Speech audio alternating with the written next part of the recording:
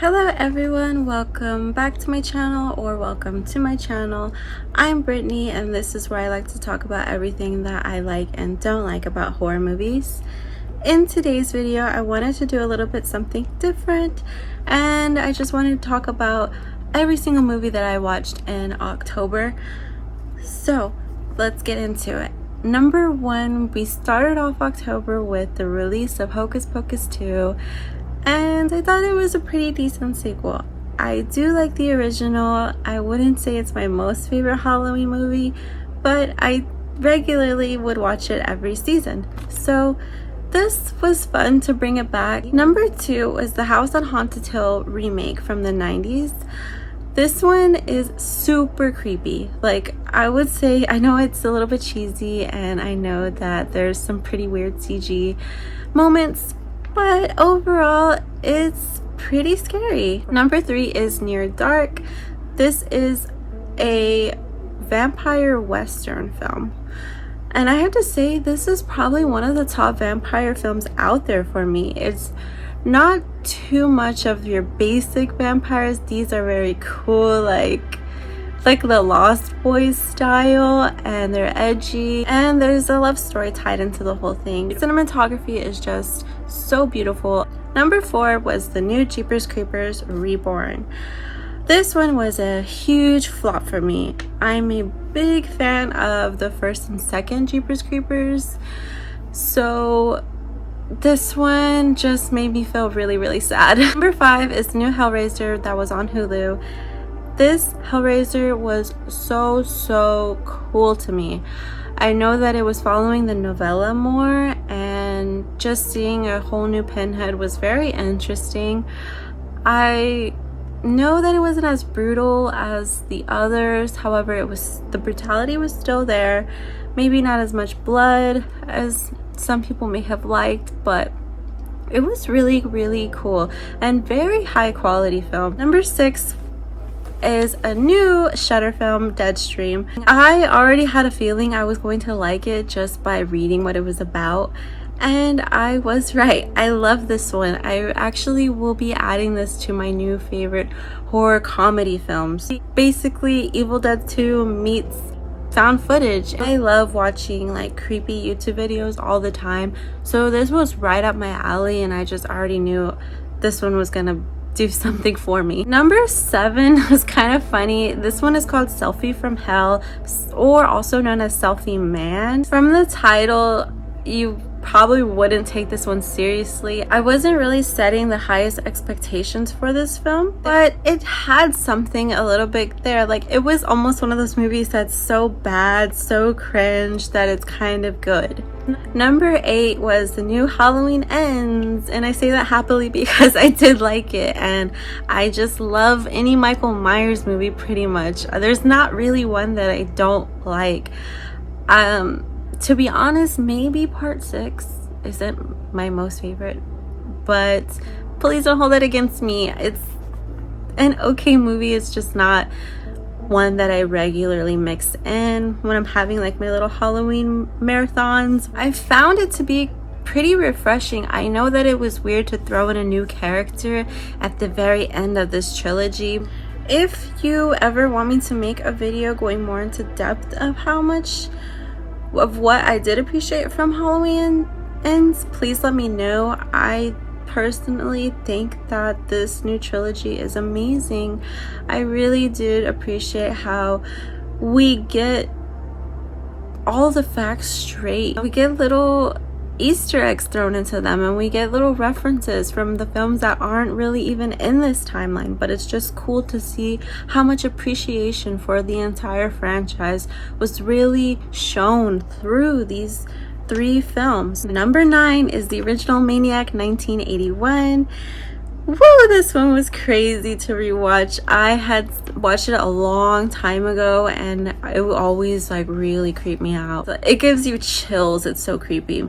This one just, it's hard to watch almost, and I know that in the past when this was first released, many people were outraged, and there was even protests against this film to be shown, and I kind of get that. I know that some people see it as a little bit derogatory, sexist, but I do like it. It's a crazy way to see inside the mind of someone that has lost their mind. Also, the shotgun scene is just takes the cake. That is just one of the best effects and one of the best shots I've seen in 80s horror film. 10 was Haunted Mansion. This was a Disney movie and it was a lot of fun.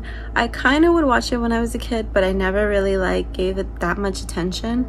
And now that I have my own little one, I wanted to put it on for the family and we had a blast watching this. I didn't even know Jennifer Tilly was in this and she was so funny and cute. Number 11 is Spirit Halloween that just came out this year.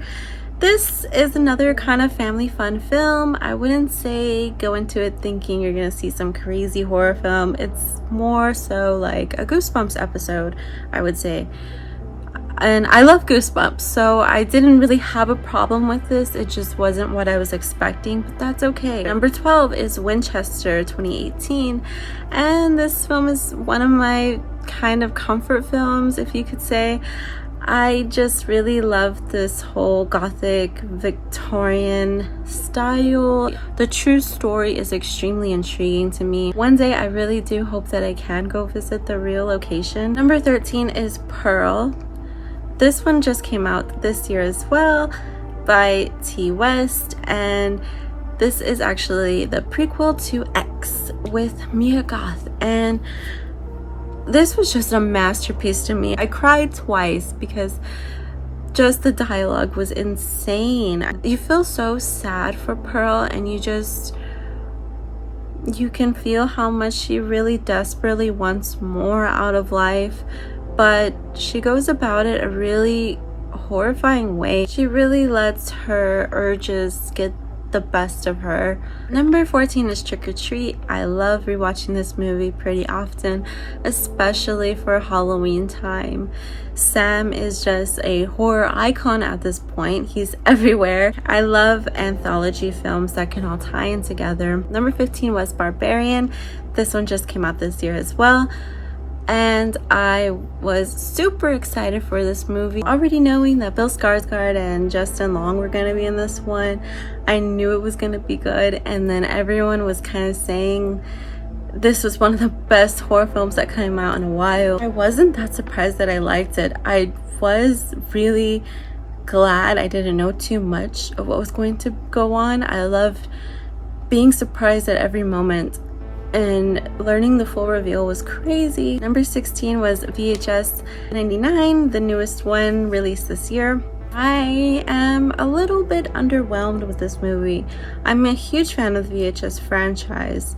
I do think that, VHS Viral and this one are maybe the weaker ones for me personally.